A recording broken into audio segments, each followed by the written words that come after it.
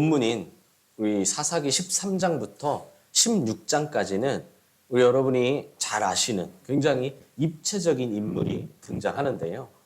그의 이름은 바로 삼손입니다. 사사기에는 총 12명의 사사가 나와요. 대사사 6명, 그리고 소사사 6명. 그 중에 삼손은 무려 이 사사기에 4장이나 기록되어 있는 이 삼손에 대한 이야기가 4장이나 되는 겁니다. 그런 대사사이자 또한 마지막으로 언급되는 사사이기도 합니다. 이제 이전까지 대사사 5명과 소사사 6명이 다 나왔어요. 그리고 오늘 등장하는 이 삼손이 마지막 사사로 등장하게 되죠. 그동안 우리가 함께 봐온 것처럼 사사란 하나님께로부터 부름받아서 또한 이스라엘의 지도자로 세워진 사람입니다. 그들은 백성들의 모범이 되었고 책임감 있는 삶을 살며 하나님이 주신 사명을 이루는 사람이었죠. 근데 삼손은 좀 달라요. 그는요, 하나님께 그 어떤 사사보다도 굉장히 특별한 능력을 부여받았습니다. 그러나 도덕적으로 볼 때 그는 결코 존경할 수 없는 사람이었습니다. 하나님께 부름받은 것은 맞지만 사사임에도 불구하고 백성들의 모범이 된 것도 아니고 책임감 있는 삶을 살아간 것도 아니었다는 거죠. 삼손은 이 사사 시대의 전형적인 패턴과 특징을 너무나 적나라하게 보여줍니다. 시간이 흐를수록 어떻습니까? 이 사사 시대 이스라엘의 죄악은 시간이 흐를수록 깊어지고 그들의 마음은 더 단단히 굳어버렸다는 걸. 갈수록 도덕성이 타락하는 것은 물론이고 이제는 회개하는 것조차 잊어버렸다는 것을 알 수 있어요. 사사기의 전형적인 패턴이 무엇인가요? 우리 계속 공부했고 오늘 아마 여기도 있는데요.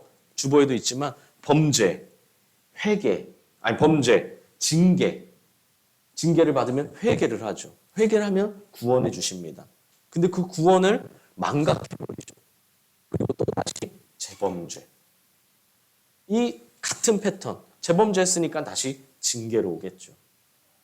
이 패턴이 계속 반복된다고 했어요. 근데 이 사이클이 단순 반복되는 것은 아니라고 했습니다. 뭐라고 했었죠? 반복되면서 갈수록 더 죄가 악해지고 깊어지고 그들의 상황은 악화되었다라고 했습니다. 있을 때 잘해야 되는데 은혜를 받을 때 잘해야 되는데 살만하면 또 범죄했다는 거예요. 12장에서 하나님이 우리 지난주에 봤던 12장에서 하나님이 소사사 3명을 통해 이스라엘의 평안과 번영을 허락해 주셨다고 했었죠. 근데 그들이 죽자 이스라엘은 또다시 악을 행합니다. 이스라엘에게 번영과 풍요는 복이 아니라 독이 되었고요. 이는 마지막 사사인 삼손의 모습에서 발견됩니다.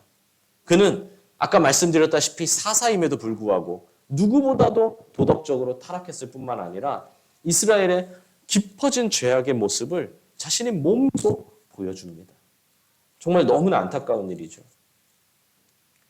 우리가 이제 사사기 절반을 넘어가고 있는데요. 그동안 이 사사기 절반을 달려오면서 여러 가지 안타까운 사건들을 많이 봤어요. 무엇이죠? 대표적인 것이 사사가 살아있을 때는 하나님을 잘 따르지만 사사가 죽고 나면 여지없이 타락해버렸다는 겁니다. 그걸 보면 여러분은 어떤 생각이 드셨습니까? 저는 이 사사기 설교도 준비하고 성경도 읽고 이렇게 하면서 전 그런 모습들을 보며 굉장히 많이 고민하며 또 기도했어요. 최근에 말씀드린 적이 있지만 제 평생의 간절한 기도 제목은 우리 영가족 모두와 함께 평생 같이 함께 하는 것입니다. 우리 청년들이 결혼하는 것도 보고요. 또한 결혼해서 아이를 낳고 유아 세례도 해주고 또 그 자녀들이 결혼하는 것도 보고 또 지금 있는 우리 모든 성도들이 주님이 허락해 주시기만 한다면 제가 장례식도 직접 다 하는 것. 정말 저의 이 목회하면서 저의 간절한 기도 제목입니다. 이렇게 지금은 우리 교회가 하나님이 보시기에 아름다운 모습을 유지하고 있다는 거예요. 그런데 혹시나 이후에 저나 혹은 다른 사람이 죽었다고 그 이후의 모습이 변해버린다면 어떨까요? 정말 안타까워요. 물론 좀 성급한 생각이긴 합니다. 우선 살아있을 때 변하지 말아야 하죠. 죽은 다음에 변하는 것도 문제지만 살아있을 때 변하지 말아요. 주변을 보면 여러분 초심을 잃고 변하는 사람들이 얼마나 많이 있습니까? 그러므로 우리는 모든 역사를 주관하시는 분은 오직 우리 하나님이시라는 사실을 반드시 명심해야 합니다.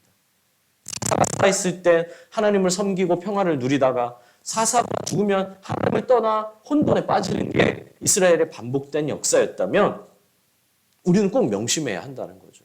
인간은 죽어 장사되지만 우리 하나님은 영원한 분이시라는 걸 반드시 명심하시라는 겁니다. 이야기가 잠깐 생각 같기도 한데요. 그만큼 사사라는 사람이 굉장히 입체적인 인물입니다. 많은 생각을 갖게 해요.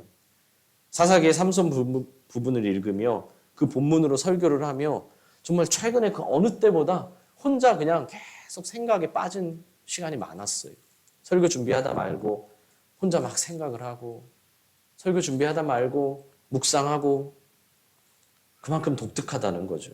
그래서 그런지 이 삼손이 등장하는 모습도 또 그가 등장하는 이 상황도 굉장히 독특합니다. 그의 등장은 우리가 다음 주에 살펴볼 거고요. 오늘 1절을 다시 한번 같이 읽으면 그 당시의 상황을 다시 한번 보겠습니다. 다시 한번 읽겠습니다. 시작. 이스라엘 자손이 다시 여호와의 목전에 악을 행하였으므로 여호와께서 그들을 40년 동안 블레셋 사람의 손에 넘겨주시니라. 그리고 바로 2절부터 삼손의 이야기가 시작됩니다. 그러니까 삼손이 어떻게 이 세상에 태어나는지, 태어나면서 그가 어떻게 살아가는지 바로 2절부터 이제 설명이 돼요. 혹시 이상한 걸 찾으셨습니까? 이상한 걸 못 찾으셨나요? 지금 1절이 뭐라고요? 여호와의 목전에 악을 행함으로 이스라엘 사람들을 하나님이 40년 동안 블레셋 사람의 손에 넘겨주셨다. 그리고 2절부터 뭐라고요? 바로 삼손의 이야기가 시작됩니다. 지금 이스라엘의 패턴, 사사기의 패턴을 보면요. 이스라엘이 범죄했어요. 그죠? 하나님이 떠났죠. 범죄했습니다.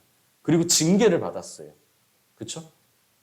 그리고 나서 사사가 등장합니다. 지금 중간에 뭐가 빠지지 않았습니까?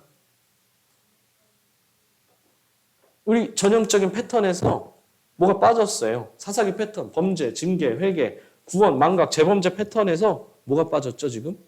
바로 징계와 구원 사이에 회개가 빠졌어요. 이스라엘이 하나님을 떠나서 재범죄했죠. 그래서 40년간 블레셋의 압제를 당하며 징계를 받았습니다. 그런데 지금 1절에 회개했다는 내용이 없죠. 근데 2절에도 회개했다는 내용이 아니라 바로 뭐부터 시작한다고요? 삼손의 이야기가 바로 등장합니다. 아무도 회개하지 않았는데요. 여러분 이스라엘은 블레셋에게 40년 동안 고통받았지만 그 누구도 하나님께 호소한 사람이 없었다는 거예요. 이전에는요.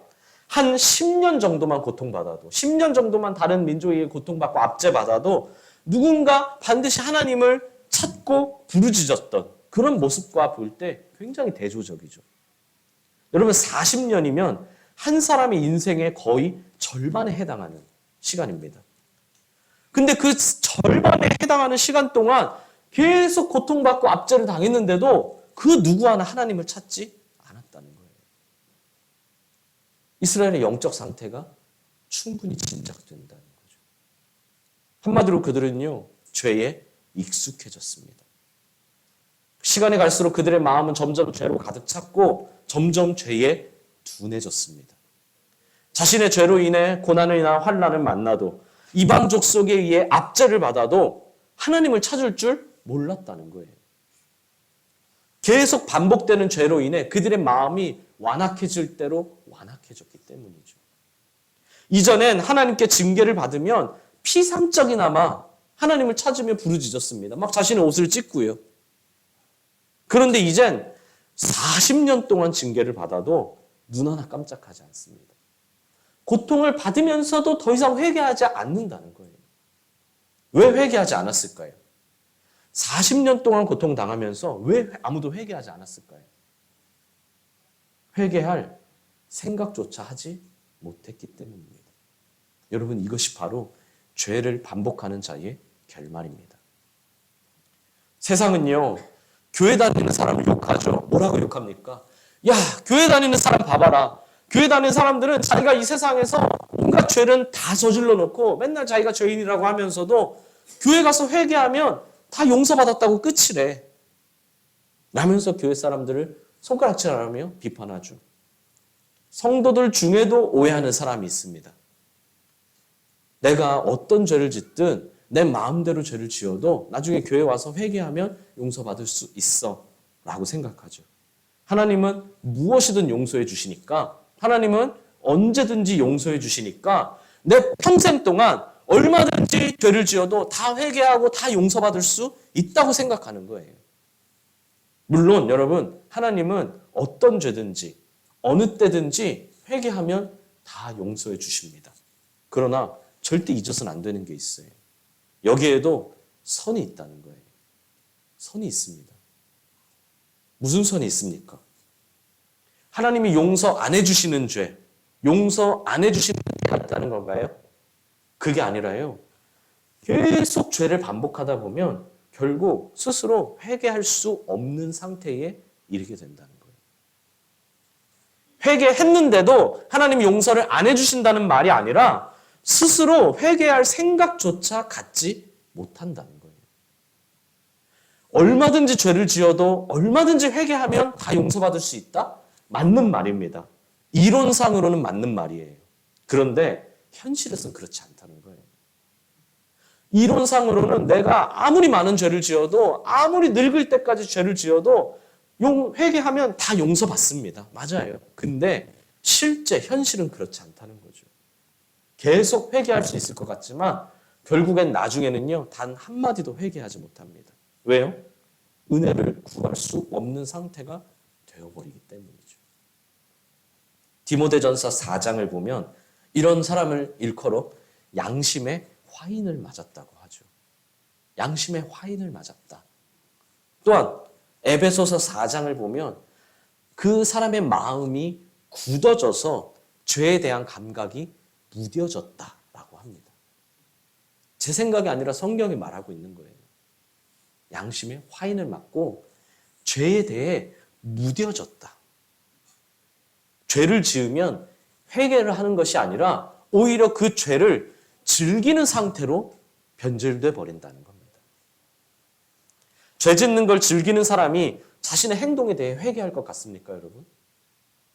죄 짓는 걸 즐기는데 내가 그것이 즐거운데 그것에 대해서 회개하겠어요? 시간이 지난다고 바뀔까요? 그건 상상 속에서만 가능한 일입니다. 그들의 결말은 무엇일까요? 맞습니다. 멸망뿐이죠. 절대 착각해서는 안 된다는 거예요. 그러므로 우리는 반드시 죄에 대해서 경각심을 가져야 합니다. 살다 보면 실수할 수 있어요. 그래선 안 된다는 걸 알면 이건 죄야, 이런 건 하면 안 돼 라는 걸 알면서도 때로는 유혹에 넘어갈 때도 있습니다. 여러분 오해하시면 안 돼요. 지금 그런 걸 정죄하는 게 아니에요. 실수도 하지 말고 절대 죄도 짓지 말고 정말 선하게 살아야 된다, 퓨어해야 된다 라고 말하는 게 아닙니다. 그러나 그것이 반복된다면 내 마음이 무뎌지고 있는 것은 아닌지 반드시 점검해 봐야 한다는 거예요.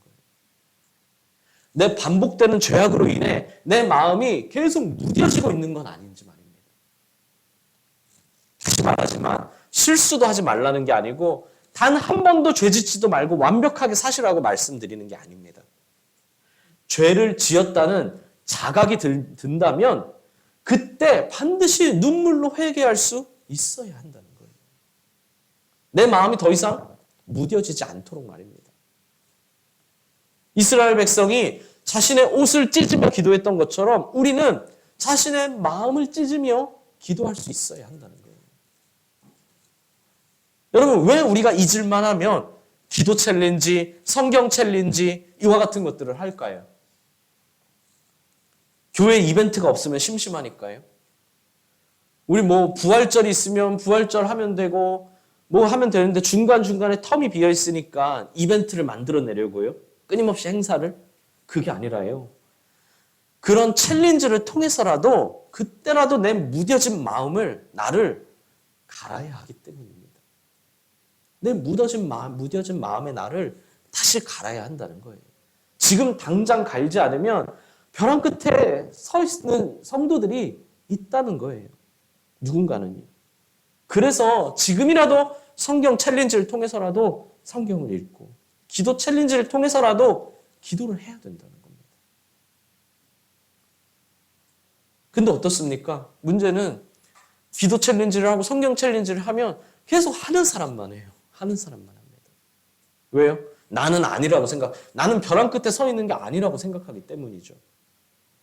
근데 꼭 아셔야 됩니다.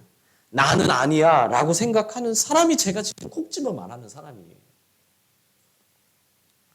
여러분 학교 다닐 때 어떻습니까? 수업 선생님이 갑자기 뭐 매너 같은 거 들고 있다가 딱 이렇게 치면요. 어때요?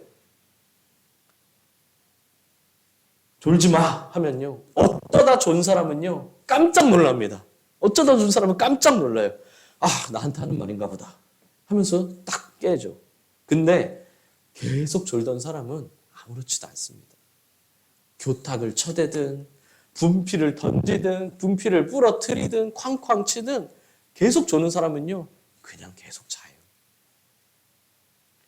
죄에 무뎌지는 걸 경계하십시오 라고 하면 날이 세워져 있는 사람은요. 깜짝 놀라서 그래 내 나를 한번 점검해 봐야겠구나 라고 생각하는데요. 날이 무뎌진 사람은요. 아, 난 아니야 라고 생각한다는 거죠. 혹은 나는 은혜 받아서 괜찮아 라고 생각하지 마십시오. 여러분 은혜는 생각보다 오래가지 않는다고 했습니다. 지금이라도 당장 나를 갈아야 돼요. 그렇지 않으면 곧 벼랑 끝으로 떨어지기 때문이죠. 누구에게 하는 말이라고요? 난 아니야. 난 괜찮아. 라고 생각하는 사람에게 하는 말입니다. 부디 이 말씀이라는 거울에 자신을 비추어 보시길 바랍니다. 근데 놀라운 건요. 이러한 이스라엘의 막장 같은 행동에도 불구하고 하나님은 은혜를 주시는 분이시라는 겁니다. 아까 말씀드린 것처럼 이스라엘은 뭘 하지 않았다고요? 이 전형적인 패턴에서 제일 중요한 뭐가 빠졌습니까? 회개가 빠졌어요. 여러분 회개하지 않으면 구원이 없고요. 그죠? 근데 이 가장 중요한 패턴에서 회개가 빠졌어요. 그런데 하나님은 회개하지 않는 이스라엘임에도 불구하고 삼손이라는 사사를 준비하고 계시다는 겁니다. 이스라엘이 죄에 빠져 허우적대고 있을 때 하나님은 그들을 구원할 계획을 세우시고 삼손을 보내주실 계획을 세우고 계셨다는 거예요. 이스라엘이 죄에 빠져 허덕이고 있을 때에도 하나님은 그 위에 일하고 계셨다는 겁니다. 하나님을 찾을 줄도 모르고 하나님을 부르짖으며 회개할 줄도 모르지만 하나님은 그들을 향한 구원의 길을 미리 예비하고 계셨습니다. 얼마나 감사한 겁니까? 옆 사람에게 말씀해 주십시오. 은혜의 하나님이십니다. 근데요, 누군가는 이걸 보며 억울해할 수도 있어요. 차별받았다고 생각할 수도 있습니다. 왜요? 아니, 왜 하나님을 찾지도 않았는데 도와주시나요? 아니, 왜 회개하지도 않았는데 구원의 길을 열어주시나요? 좀 억울하고 차별받았다는 거죠. 나는 그래도 열심히 신앙생활 했는데 신앙생활 하지도 않고 회개하지도 않은 사람을 하나님이 도와주시고 구원의 길을 열어주신다? 나는 열심히 회개했는데요. 목사님 설교 듣고 성경 읽으면서 회개해야 된다는 걸 알고 나는 진짜 내 시간 투자하고 내 돈 투자하고 내 다 투자해서 열심히 회개했는데 그렇지 않은 사람도 은혜를 주신다? 좀 억울하다는 거죠. 근데 이러한 하나님의 모습이 왠지 낯익지 않으십니까? 이 낯익음을 찾으려면 시간을 한참 거슬러 올라가서 에덴 동산까지 돌아가야 합니다. 창세기 3장을 보면요. 죄를 지은 아담과 하와는 하나님의 얼굴을 피하려고 나무 뒤에 자신들의 몸을 숨겼습니다. 그러나 하나님은 그런 그들을 위해서도 여러분 그들이 회개했습니까? 회개 안 했죠. 하지만 그런 그들을 위해서도 미래의 구원을 예고하시고 그들의 부끄러움을 가려줄 수 있도록 친히 가죽옷을 지어 입혀주셨습니다. 노아도 마찬가지죠. 노아는 당대의 의인이었지만 그럼에도 불구하고 하나님이 먼저 불러주시는 구원의 예비하심이 없었다면 노아 역시 다른 사람들과 마찬가지로 똑같이 홍수로 인해 생을 마감할 수밖에 없었겠죠. 그래서 성경은 이렇게 말합니다. 뭐라고요? 창세기 6장 8절을 보면 노아는 하나님께 은혜를 입었더라. 여러분, 그 노아의 방주를 만들고 한 게 우리는 착각해요. 아, 노아가 그렇게 수고했으니까, 아, 노아가 직접 혼자 그 큰 방주를 뚝딱뚝딱 하면 노아는 마땅히 구원받은 만해. 근데 그게 아니라 성경은 말하는 하나님께 은혜를 받았다. 하나님은 죄인은 우리를 위해 먼저 구원의 길을 예비해 주시는 분이시라는 겁니다. 용서의 여지가 없는 죄인들에게도 아무런 조건 없이 먼저 찾아오셔서 은혜를 베풀어 주시는 분이라는 거예요. 여러분, 이제 와서 우리가 나는 열심히 신앙생활하고 열심히 회개도 했는데 라고 말하지만 사실 우리도 그 은혜, 아무 조건 없는 그 은혜 때문에 구원받은 건 아닙니까? 누구도 차별받지 않았고 억울해할 필요도 전혀 없다는 겁니다. 사랑하는 수원동행 감사지기 여러분, 오늘 두 가지를 배웠습니다. 첫째, 죄에 익숙해져서는 안 됩니다. 지금 나의 마음이 무뎌지고 있는 것은 아닌지 점검해 봐야 한다는 거예요. 둘째, 배은망덕한 우리를 위해서도 하나님은 구원의 길을 예비해 주셨습니다. 그러므로 믿음으로 순종하면 된다는 거죠. 이 두 가지 사실을 알고 있다면 어찌 감사하지 않을 수 있겠습니까? 하나님은 나를 위해 일하시는 분이신데 말입니다. 그럼 하나님은 왜 우리에게 이런 구원의 길을 예비해 주셨을까요? 왜 배은망덕한 우리에게 구원의 길을 주셨을까요? 바로 우리를 사랑하시기 때문이죠. 사랑이 아니고선 이 하나님의 은혜를 설명할 방법이 전혀 없습니다. 사랑이 아니고선 십자가를 이해할 수 없다는 거예요. 하나님이신 예수님이 왜 이 땅에 오시고 왜 고통과 모욕을 당하시고 왜 십자가에 죽으셨는지 사랑이 아니면 이해할 수 없어요. 부모가 왜 아이를 위해 이렇게 희생합니까? 아이를 위해 잠도 못 자고 나 먹을 것도 아이를 먼저 나는 허름한 걸 입어도 아이는 좋은 것을 입히고 왜 그렇게 희생합니까? 사랑 아니고서는 이게 설명할 수가 없잖아요. 이를 다른 말로 하면 하나님의 사랑을 100분의 1, 1000분의 1만이라도 이해한다면 이 은혜를 이해할 수 있게 된다는 거예요. 머리로 아는 게 아니라 삶으로 누릴 수 있습니다. 하나님의 사랑을 느끼며 살 수 있습니다. 이게 바로 감사지기로 사는 비결입니다. 날 위해 목숨까지도 아끼지 않으신 그 사랑을, 그 희생을, 그 은혜를 느끼며 매 순간 감사하며 사랑하며 살 수 있다는 겁니다. 이런 하나님의 사랑이 있기에 누구든지 죄에 빠진 상황에서도 구원의 소망을 가질 수 있습니다. 그러나 이를 오해하시면 안 돼요. 오해하는 순간 어떻게 됐나요? 교만해지게 되겠죠. 무뎌지게 됩니다. 하나님의 사랑은 우리가 하나님을 먼저 찾아서도 아니고 우리가 구원받을 만큼 깨끗해서도 아니라는 걸 여러분 꼭 기억하셔야 돼요. 이걸 확실히 하셔야 됩니다. 인간은 죄로 인해 하나님을 볼 수도 없고 하나님을 찾을 수도 없습니다. 완전히 분리됐거든요. 이건 하나님의 손이 짧아서도 아니고 하나님의 귀가 둔해서도 아닙니다. 죄가 하나님과 우리 사이를 완전히 갈라놓았죠. 내가 하나님을 먼저 찾았다. 내가 하나님께 먼저 간절히 부르짖었다. 완전 착각이에요. 내가 하나님을 찾은 게 아니라 하나님이 날 찾아오셨습니다. 또한 내가 구원받을 만큼 나는 양심도 있고 선행도 베풀고 깨끗한 사람이라서 하나님이 날 찾아오신 게 아니라는 거예요. 그 누구도 말입니다. 만물보다 심히 거짓되고 부패한 것이 바로 사람의 마음이죠. 차라리 길가의 돌멩이가 인간보다 더 선하다는 거예요. 나는 구원받을 만했다? 나는 은혜 받을 만해서 은혜 받았다? 완전 착각입니다. 아무 자격이 없는 나에게 하나님이 먼저 찾아오셔서 은혜를 베풀어 주셨다는 겁니다. 그렇다면 이렇게 풍성한 은혜를 받은 사람답게 하나님의 한없는 사랑을 받은 사람답게 살아야겠죠. 은혜를 버리고 죄를 즐겨서는 안 됩니다. 은혜를 가볍게 여기고 교만해져서도 안 됩니다. 자격 없는 우리에게 구원의 길을 허락하신 그 은혜에 감사하며 그 은혜를 전하며 나누고 보답하며 살아야 합니다. 그때 어떤 죄든 너무 무뎌지는 것이 아니라 아무리 작은 죄라도 낯설어하는 우리가 될 줄 믿습니다. 먼저 베푸시는 은혜에 매 순간을 감사하며 살게 될 줄 믿습니다. 부디 이 은혜가 우리 모든 성도님들에게 풍성하게 임하길 바랍니다. 주님은 언제나 우리에게 맞춤형 은혜를 주신다는 걸 여러분 꼭 기억하세요. 그냥 다 똑같이 은혜의 덩어리를 그냥 다 던져서 그냥 알아서 가져가라. 너네 다 가져가라. 이게 아니고요. 나에게 필요한, 우리 한 사람 한 사람에게 필요한 맞춤형 은혜를 주신다는 거예요. 내게 꼭 필요한 은혜, 꼭 필요한 능력을 이번 한 주간에도 허락하여 주실 줄 믿습니다. 그 은혜와 능력으로 승리하는 우리 모든 성도님들 되시길 바랍니다. 죄에 무뎌지지 마시고요. 또한 자격 없는 나에게 먼저 찾아오신 그 은혜를 묵상하며 승리하시길 간절히 소망합니다.